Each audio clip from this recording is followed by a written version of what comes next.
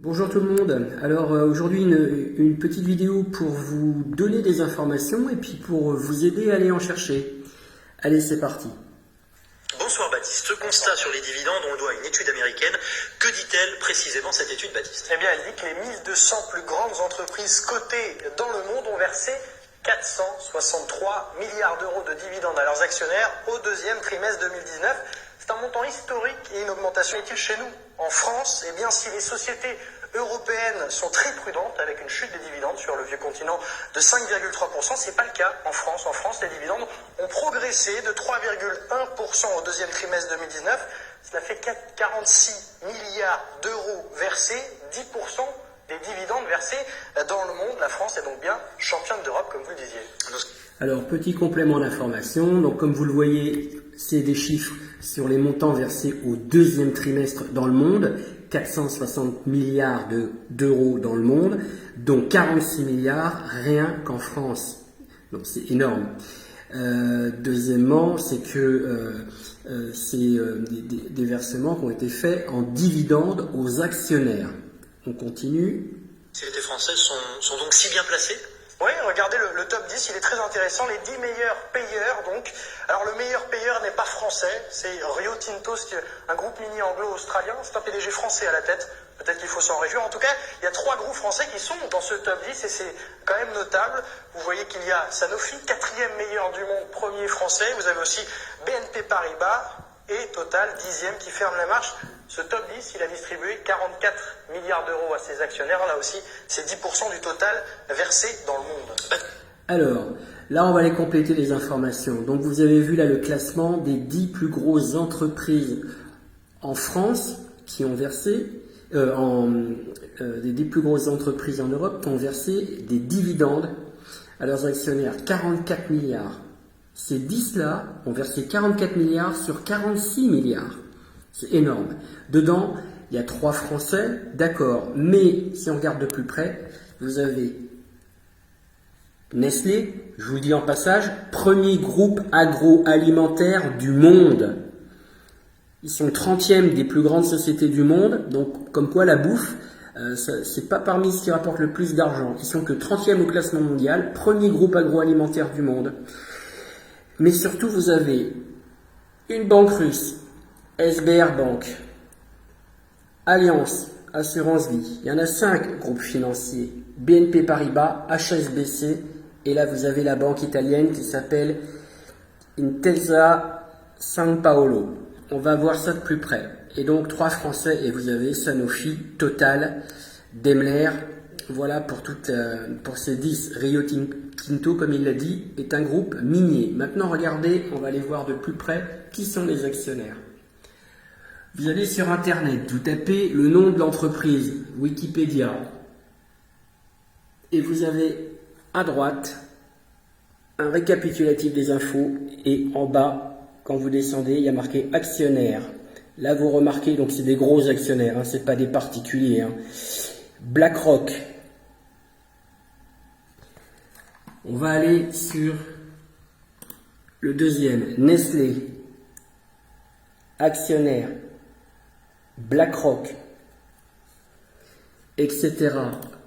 SBR Bank, c'est une banque russe, première banque russe, l'une des plus grosses banques d'Asie orientale, actionnaire, Banque centrale de Russie. Ah, il n'y a pas BlackRock. Bah attendez, on fait une recherche sur Internet, on tombe sur le site Internet Zone Bourse, et puis là il vous donne le détail des actionnaires quand on cherche.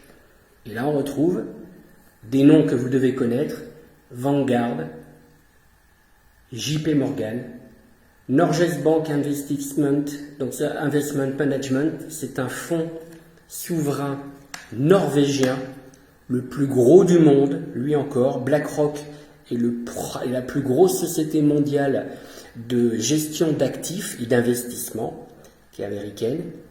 Là, vous retrouvez Lazard, et donc vous avez vu en bas, on a encore BlackRock qui fait bien partie des actionnaires de cette banque russe.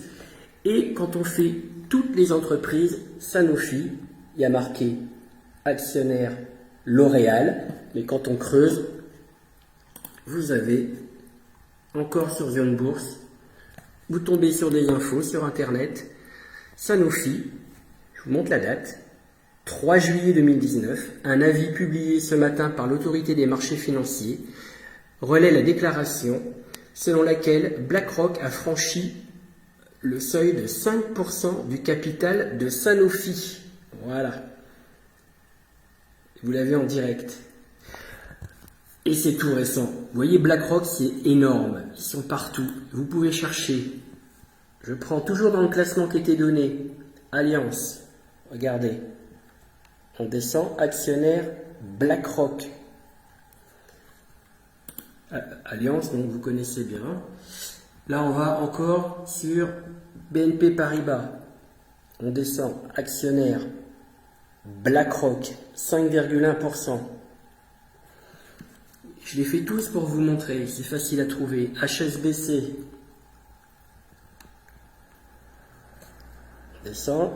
Actionnaire BlackRock et JP Morgan. Au fait, HSBC, petit scoop aussi, parce que même moi j'apprends des choses. Hein. C'est quoi HSBC? H comme Hong Kong, S comme Shanghai. Et ouais, HSBC, tout simplement, c'est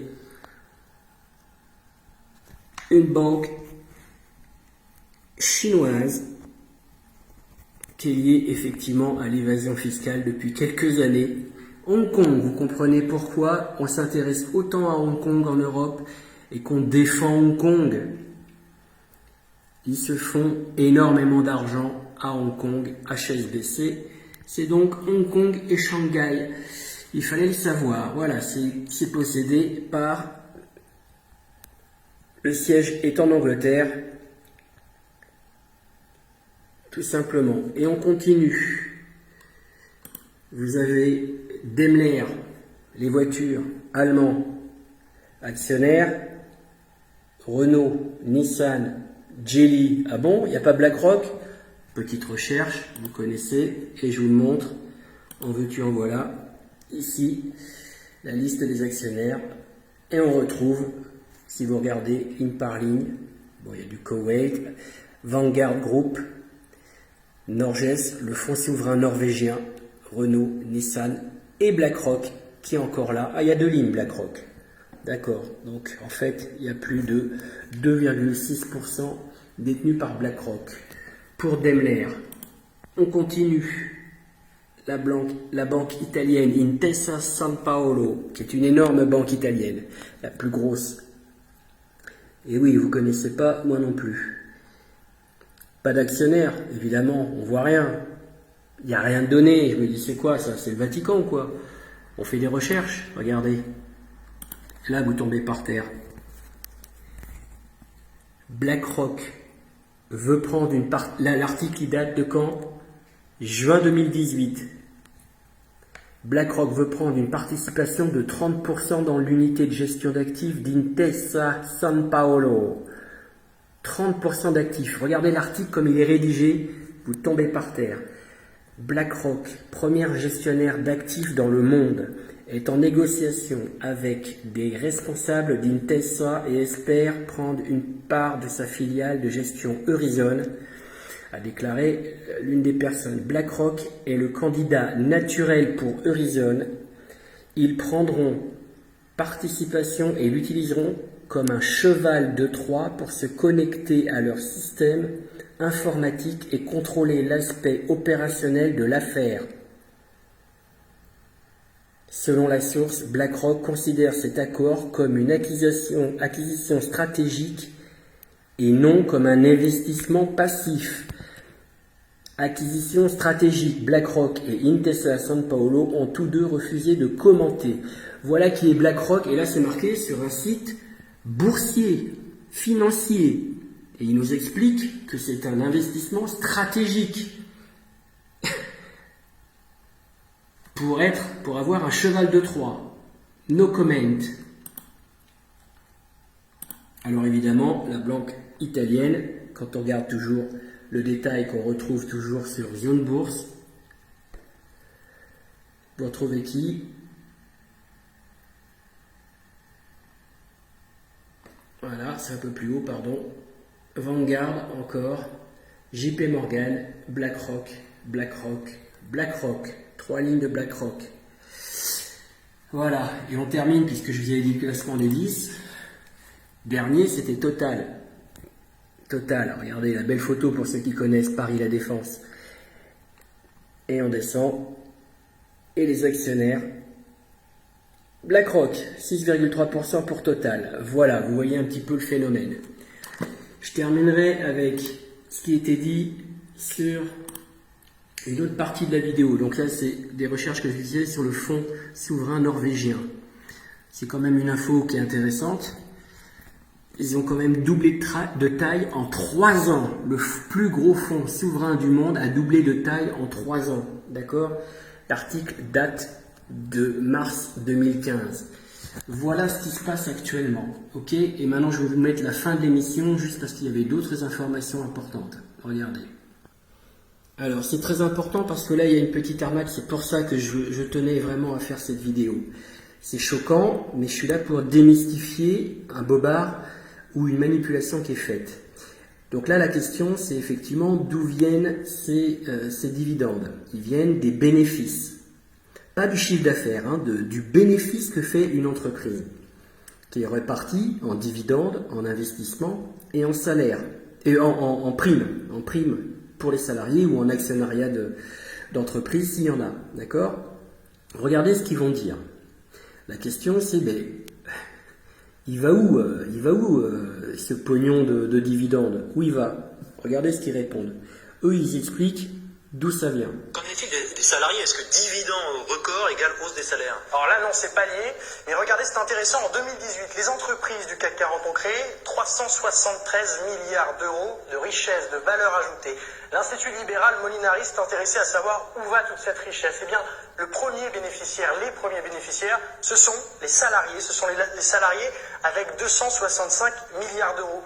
Mais ces 265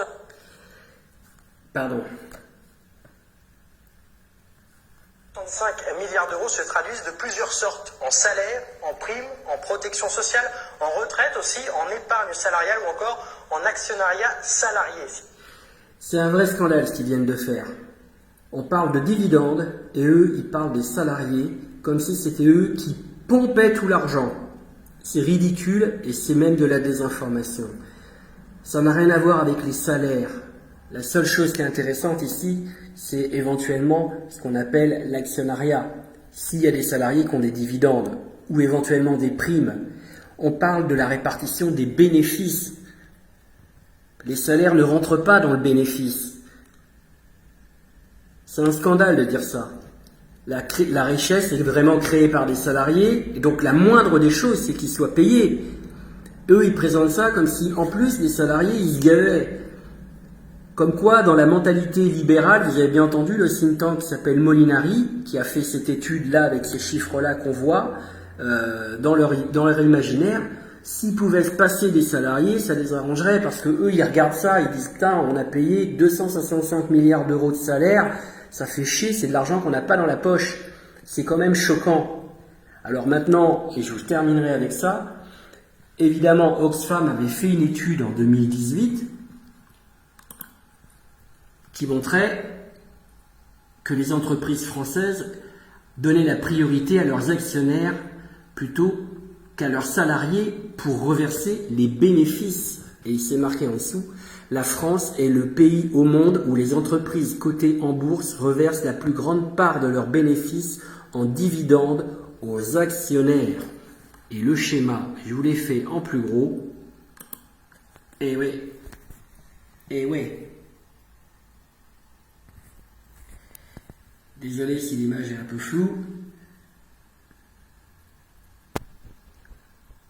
CAC 40, voilà les chiffres. Sur 100 euros, 67,40 € sont reversés en dividendes aux actionnaires. Il n'y a pas de commentaire à faire. Insuffisamment réinvesti dans l'entreprise. D'ailleurs, actuellement, en Allemagne, ils le disent pendant l'émission, le gros problème qu'il y a eu ces dernières années, c'est que l'Allemagne n'a pas suffisamment réinvesti dans ses propres entreprises. Et actuellement, l'économie allemande est en train de rentrer en récession. C'est-à-dire pas de croissance et puis ça va passer en croissance négative. Donc évidemment, la part des investissements, c'est très important. Actuellement, en France, c'est tout pour les actionnaires rien pour les salariés, même en prime, ou en actionnariat, évidemment, en dividende. Il y en a très peu. Et ils le disent dans l'émission. Si on regarde l'évolution des salaires nets et qu'on la compare à l'évolution des dividendes sur la période 2010-2018, les dividendes du CAC 40 ont augmenté, vous allez le voir, de 47%, les salaires nets de 8%. Très intéressant. Ils ont quand même l'honnêteté de reconnaître qu'en 8 ans, les dividendes ont augmenté de 47%, là où les salaires ont progressé de à peine 8%, sachant que les salaires respectent à peu près, même pas la progression comment on appelle ça, du coût de la vie, quoi, de l'inflation, d'accord? Donc c'est même pas une progression normale. À 2% d'inflation par an, sur 8 ans, ça devrait progresser plus que ça. Bref. Dernière question, et non des moindres, actionnaire, mais on parle de qui quand on parle d'actionnaire? Alors si l'on regarde l'actionnariat, les actionnariats des différents groupes du CAC 40, il y en a de plusieurs types. Par ordre d'importance, d'abord, les gestionnaires d'actifs financiers, ils détiennent 26% des actions du CAC 40. Quand les dividendes explosent, ce sont donc d'abord ces gestionnaires d'actifs qui reçoivent de l'argent. Et oui, les gestionnaires d'actifs, je vous les ai présentés. BlackRock, gestionnaire privé d'actifs, numéro 1 au monde, BlackRock. BlackRock, c'est eux. Je vous montre. Voilà, BlackRock. Voilà la fiche de BlackRock. D'accord, société américaine. Vous avez tout sur Internet, vous voyez. Le patron s'appelle Larry Fink. Qui est Larry Fink? Vous l'avez là. Voilà, sur Internet, Wikipédia, vous avez Larry Fink. Voilà, vous avez tout. Voilà, vous avez même sa date de naissance, formation. Il a travaillé, voilà, il a créé BlackRock en fait. Religion, judaïsme, vous voyez, on a tous les détails. Parti politique, démocrate. Ah oui, regardez, très intéressant. Le mec, il est démocrate. Il soutient Barack Obama pendant sa campagne en 2008. Après l'élection en 2016 de Trump, il fait partie du conseil économique de Donald Trump. Voilà, le PDG de BlackRock. Il perd pas le nord, le gars. Voilà, maintenant vous savez tout. Je vous laisse terminer. Regardez la part qui revient aux familles, parce que les actionnaires, une grande partie des actions sont détenues par les PDG et leurs familles elles-mêmes. Regardez en France, vous les connaissez. Qui en profitent, ce ne sont pas des petits actionnaires. Il y a ensuite les fondateurs de ces fameux groupes et leurs familles. Ils détiennent 11,2% des actions du CAC 40. Alors il y a évidemment la famille Arnault, propriétaire de LVMH et qui possède 47,2% du groupe. La famille Pinault, via sa holding Artemis, possède 40,9% du groupe Kering, groupe de luxe. La famille Bettencourt possède 33,14% de L'Oréal. Donc quand les dividendes explosent, évidemment, ce sont aussi des familles déjà fortunées, des familles millionnaires qui reçoivent de l'argent, qui en profitent. En fait, l'actionnariat individuel, l'actionnaire particulier, il ne représente que 4,6% des actions du CAC 40. Et même si la moitié des 40 entreprises de ce fameux groupe disent qu'elles ont un actionnariat salarial qui dépasse les 3% du capital, c'est vrai, mais c'est encore très minime. Et puis il y a aussi les investisseurs institutionnels, les actionnaires institutionnels. L'État français détient 2,7% du CAC 40. La France est actionnaire notamment chez Airbus, Engie, Safran, Orange. Donc quand les dividendes explosent, l'État reçoit aussi un peu d'argent. On peut peut-être parler d'un début de redistribution là aussi. Et puis notons qu'il y a des États étrangers, par exemple la Norvège qui possède le fonds souverain le plus gros au monde, qui possède 1,6% des actions du CAC 40. C'est assez simple, la Norvège a des actions dans tous les groupes du CAC 40, sauf 2. Merci. Voilà, donc là vous y retrouvez une partie des informations que je vous avais données. On retiendra ces derniers chiffres. En moyenne, vous avez un quart des actions des groupes du CAC 40 qui sont possédés par les propres familles, Pinault, Arnault, etc. Donc c'est énorme. L'Oréal, la famille Bettencourt. Donc ça monte jusqu'à 40% pour Pinault par exemple, qui détient 40% des actions du groupe. C'est pour sa famille, pour lui, quoi. D'accord?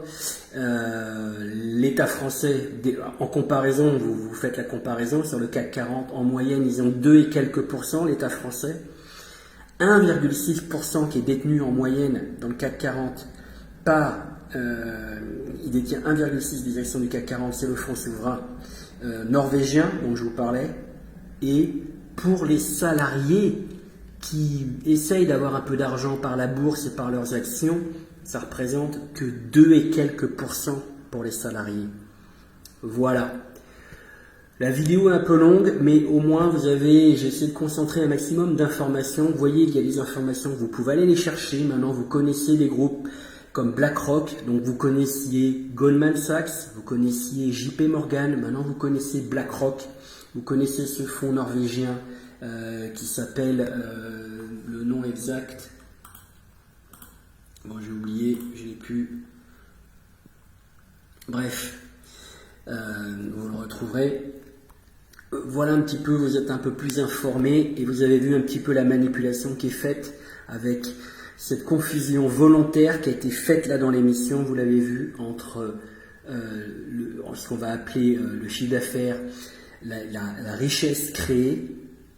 La richesse créée, effectivement, dedans, on peut parler des salaires, et les bénéfices reversés, où là, effectivement, il ne faut pas parler des salaires, mais eux font la confusion à partir d'une étude d'un institut néolibéral qui s'appelle Molinari. Voilà. Tout ça, je voulais le détecter, le décrypter et vous en faire part. La vidéo est un peu longue, mais au moins, j'espère que vous avez appris des choses ou que ça vous a confirmé ou corrigé des choses. Et évidemment, en commentaire, vous pouvez surtout m'envoyer des corrections si j'ai dit des bêtises ou des compléments d'information qui me permettront, moi aussi, d'en savoir plus. Allez, restez vigilants, on lâche rien. À bientôt.